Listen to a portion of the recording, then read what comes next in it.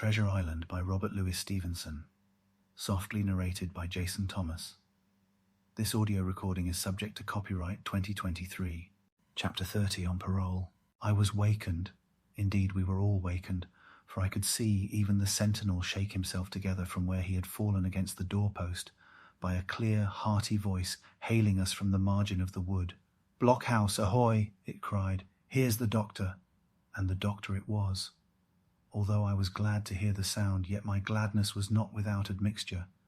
I remembered with confusion my insubordinate and stealthy conduct, and when I saw where it had brought me, among what companions and surrounded by what dangers, I felt ashamed to look him in the face. He must have risen in the dark, for the day had hardly come, and when I ran to a loophole and looked out, I saw him standing, like Silver once before, up to the mid-leg, in creeping vapour. "You, doctor, top of the morning to you, sir," cried Silver, broad awake and beaming with good nature in a moment. "Bright and early, to be sure, and it's the early bird, as the saying goes, that gets the rations.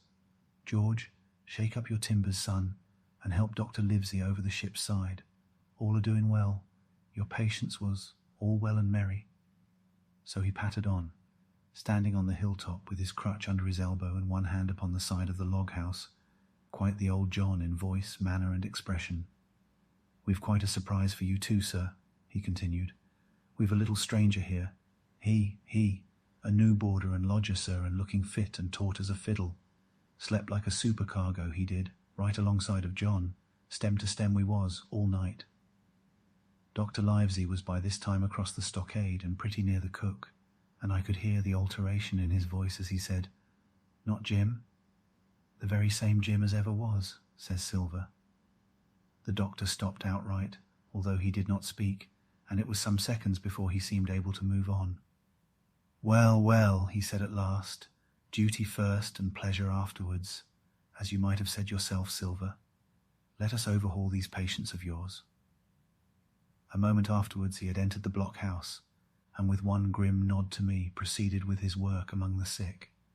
He seemed under no apprehension, though he must have known that his life, among these treacherous demons, depended on a hair, and he rattled on to his patients as if he were paying an ordinary professional visit in a quiet English family. His manner, I suppose, reacted on the men, for they behaved to him as if nothing had occurred, as if he were still ship's doctor, and they still faithful hands before the mast. "You're doing well, my friend," he said to the fellow with the bandaged head, "and if ever any person had a close shave, it was you. Your head must be as hard as iron.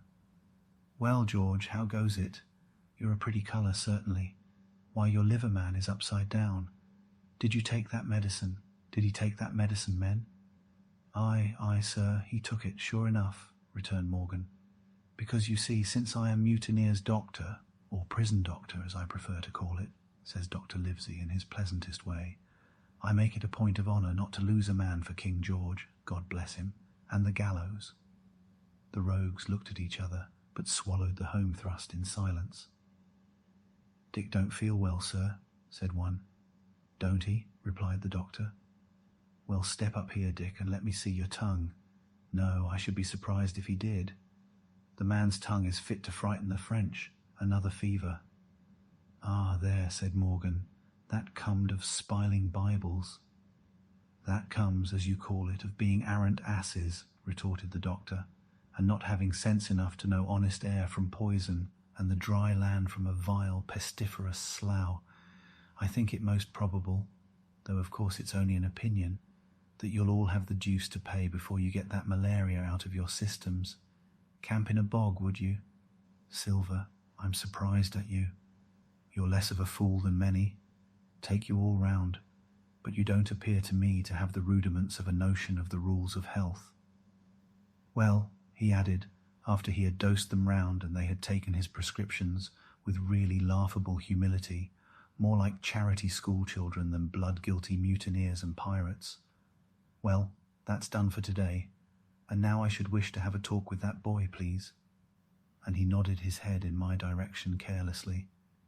George Merry was at the door, spitting and spluttering over some bad-tasted medicine, but at the first word of the doctor's proposal he swung round with a deep flush and cried, "No!" and swore. Silver struck the barrel with his open hand. "Silence!" he roared and looked about him positively like a lion. "Doctor," he went on in his usual tones, "I was a-thinking of that, knowing as how you had a fancy for the boy. We're all humbly grateful for your kindness, and as you see, puts faith in you and takes the drugs down like that much grog, and I take it I've found a way as'll suit all. Hawkins, will you give me your word of honour as a young gentleman, for a young gentleman you are, although poor born, your word of honour not to slip your cable?" I readily gave the pledge required. "Then, Doctor," said Silver, "you just step outside of that stockade, and once you're there, I'll bring the boy down on the inside, and I reckon you can yarn through the spars. Good day to you, sir, and all our duties to the Squire and Captain Smollett."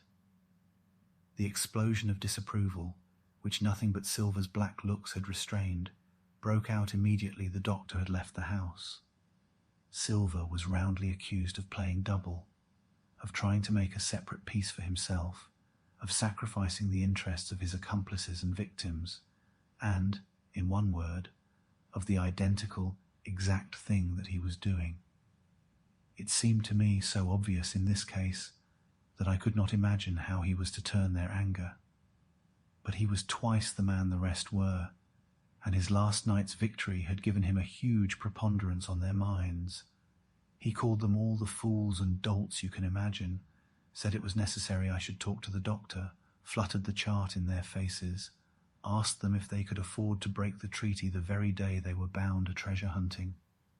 "No, by thunder," he cried, "it's us must break the treaty when the time comes, and till then I'll gammon that doctor if I have to ile his boots with brandy." And then he bade them get the fire lit, and stalked out upon his crutch, with his hand on my shoulder, leaving them in a disarray, and silenced by his volubility rather than convinced. "Slow, lad, slow," he said.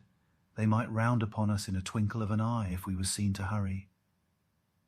Very deliberately, then, did we advance across the sand to where the doctor awaited us on the other side of the stockade, and as soon as we were within easy speaking distance, Silver stopped. "You'll make a note of this here also, Doctor," says he, "and the boy'll tell you how I saved his life, and were deposed for it too, and you may lay to that. Doctor, when a man's steering as near the wind as me, playing chuck-farthing with the last breath in his body, like, you wouldn't think it too much, mayhap, to give him one good word? You'll please bear in mind it's not my life only now. It's that boy's into the bargain. And you'll speak me fair, Doctor, and give me a bit of hope to go on for the sake of mercy." Silver was a changed man once he was out there, and had his back to his friends and the block-house. His cheeks seemed to have fallen in, his voice trembled. Never was a soul more dead in earnest. "Why, John, you're not afraid?" asked Dr. Livesey. "Doctor, I'm no coward. No, not I, not so much." And he snapped his fingers. "If I was, I wouldn't say it, but I'll own up fairly. I have the shakes upon me for the gallows. You're a good man and a true. I never seen a better man. And you'll not forget what I done good, not any more than you'll forget the bad, I know. And I step aside, see here, and leave you and Jim alone, and you'll put that down for me too, for it's a long stretch, is that?" So saying, he stepped back a little way till he was out of earshot, and there sat down upon a tree stump and began to whistle, spinning round now and again upon his seat so as to command a sight, sometimes of me and the doctor, and sometimes of his unruly ruffians as they went to and fro in the sand between the fire, which they were busy rekindling, and the house, from which they brought forth pork and bread to make the breakfast. "So, Jim," said the doctor sadly, "here you are. As you have brewed, so shall you drink, my boy. Heaven knows, I cannot find it in my heart to blame you, but this much I will say, be it kind or unkind. When Captain Smollett was well, you dared not have gone off, and when he was ill and couldn't help it, by George, it was downright cowardly." I will own that I here began to weep. "Doctor," I said, "you might spare me. I have blamed myself enough. My life's forfeit anyway, and I should have been dead by now if Silver hadn't stood for me. And, Doctor, believe this, I can die, and I dare say I deserve it, but what I fear is torture. If they come to torture me—" "Jim," the doctor interrupted, and his voice was quite changed. "Jim, I can't have this. Whip over and we'll run for it." "Doctor," said I passed my word." I know," he cried. "We can't help that, Jim, now. I'll take it on my shoulders, holus bolus. Blame and shame, my boy. But stay here, I cannot let you. Jump. One jump and you're out, and we'll run for it like antelopes." "No," I replied. "You know right well you wouldn't do the thing yourself, neither you nor squire nor captain, and no more will I. Silver trusted me, I passed my word, and back I go. But, doctor, you did not let me finish. If they come to torture me, I might let slip a word of where the ship is, for I got the ship part by luck and part by risking, and she lies in North Inlet, on the southern beach, and just below high water. At half tide she must be high and dry." "The ship!" exclaimed the doctor. Rapidly I described to him my adventures, and he heard me out in silence. "There is a kind of fate in this," he observed when I had done. "Every step it's you that saves our lives. And do you suppose by any chance that we are going to let you lose yours?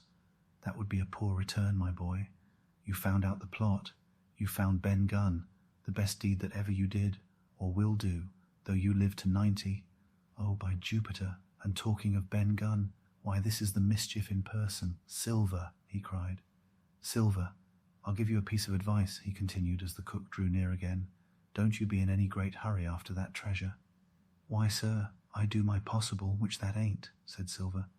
"I can only, asking your pardon, save my life and the boys by seeking for that treasure, and you may lay to that."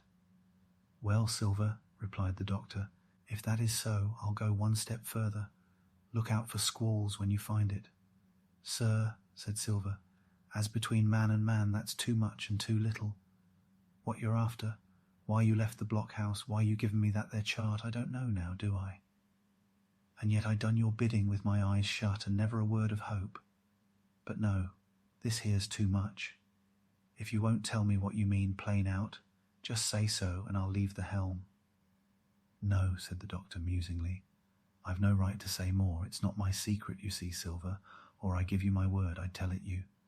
But I'll go as far with you as I dare go, and a step beyond, for I'll have my wig sorted by the captain, or I'm mistaken. And first, I'll give you a bit of hope. Silver, if we both get alive out of this wolf trap, I'll do my best to save you, short of perjury." Silver's face was radiant. "You couldn't say more, I'm sure, sir, not if you was my mother," he cried. "Well, that's my first concession," added the doctor. "My second is a piece of advice. Keep the boy close beside you, and when you need help, halloo. I'm off to seek it for you, and that itself will show you if I speak at random. Goodbye, Jim." And Dr. Livesey shook hands with me through the stockade, nodded to Silver, and set off at a brisk pace into the wood. If you have enjoyed this recording, then please give us a like and subscribe. It really helps us, as we are only a very small channel. Please feel free to comment down below on what out-of-copyright book you would like us to record next. We will try and respond to every comment. A new chapter is uploaded every 24 hours, so the next chapter may already be available for your listening pleasure.